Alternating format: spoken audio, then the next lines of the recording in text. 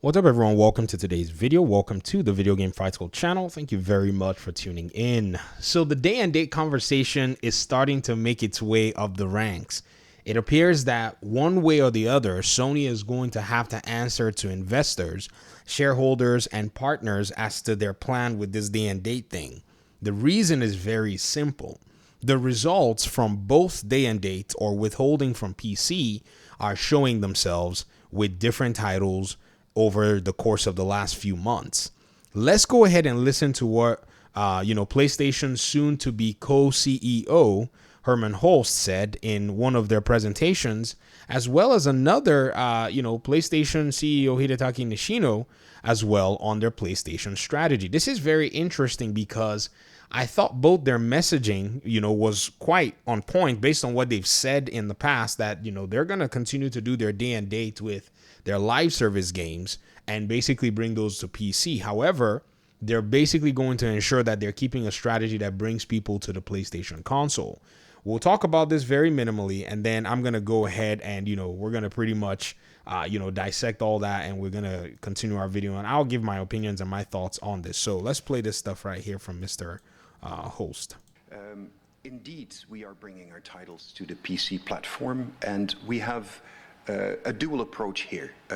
On the live service side, we are releasing our titles simultaneously, so day and date on PlayStation 5 and PC, but with our tentpole titles, our single-player or narrative-driven titles that are, as you saw in the presentation, the backbone of what PlayStation Studios has delivered in recent years and in our history, we take a more strategic approach, and we introduce our great franchises to new audiences, and we're finding new audiences that are potentially going to be very interested in playing, for example, sequels on the PlayStation platform.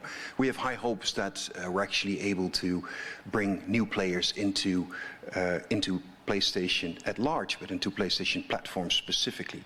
Actually, the same goes for the work that we do with extending our great properties onto other media, such as television series and film, for example.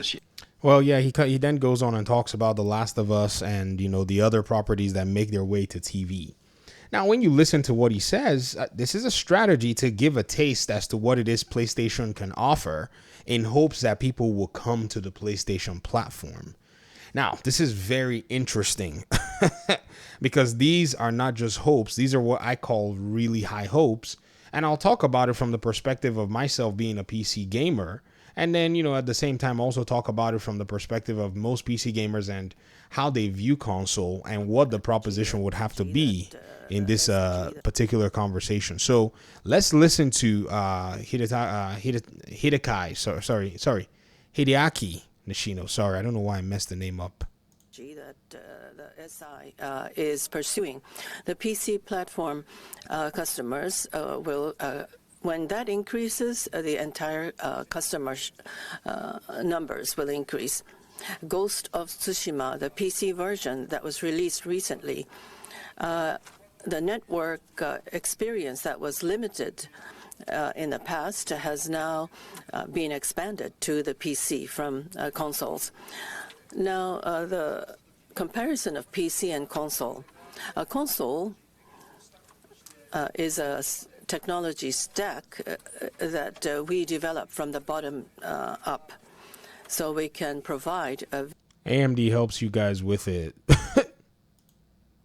very, very good, excellent experience. The value of console will continue to remain, and our mission is to continue polishing that. From PC to console, the transfer, of course, some customers will move from PC to console. Well, customers who are focused on PC, if they find value, then they will go to console. So rather than cannibalization, I think this is an opportunity for growth. So again, this is an opportunity for growth. So they're answering these questions because their investors are interested. How are they going to balance this thing? What is the balancing act going to look like? I think it's very interesting because they understand that there's money to still be made on the PC platform by selling software. There's no doubt about that. And the likelihood that somebody who is on PC is going to shift to console is by many measures lower, simply because of the fact that the PC gaming, population is now the second largest and was not at one point. Keep in mind, that's another thing people need to know, is there was a time that, the console market was actually the bigger block in terms of, gamers. And then mobile came over and kind of like took over the show. And then PC, just being slept on, started to take over the show. I kind of saw this trend in 2018. I looked at Circana and MPD stuff in 2018. This is when I said, man, I made this video, back then, saying Marvel Spider-Man needed to come to PlayStation, to PC, even if they delayed it. In fact, then I was actually for, delayed releases on PC. Can you imagine that? I've actually shifted my position because of reasons, that are leading to the market shift right now. Then PlayStation was dominating. Xbox was not coming close. It was a PS4 era, no problem with that. But now that Xbox is taking PlayStation's golden goose, Call of Duty, and giving it to everybody else, I'm here advocating for a shift in the strategy, which it seems like they're going to conservatively shift to that strategy and continue to appeal to PC players. Now, I noticed that the CEOs, the co-CEOs, mentioned something about the experience. I think one of them said, they're trying to polish the experience and whatnot. If you weigh the experience of a console versus a PC from an educated perspective, there is no way a console will ever give you the experience of a PC. You may think that your console is simple because, it's not necessarily from the perspective of actually dialing into both of them, both sides of the whole coin. And so many people have the perception, in terms of that. But here's the crazy thing. A lot of PC gamers are former console gamers. At some point in their lives, they had either a console or a handheld. So they know that experience. And then for them to choose the PC should tell you that they've weighed it and they thought that for their own betterment, this is a personal choice, they'd go to a PC or maintain a PC as their major gaming console, or major gaming as a console, major gaming device or platform.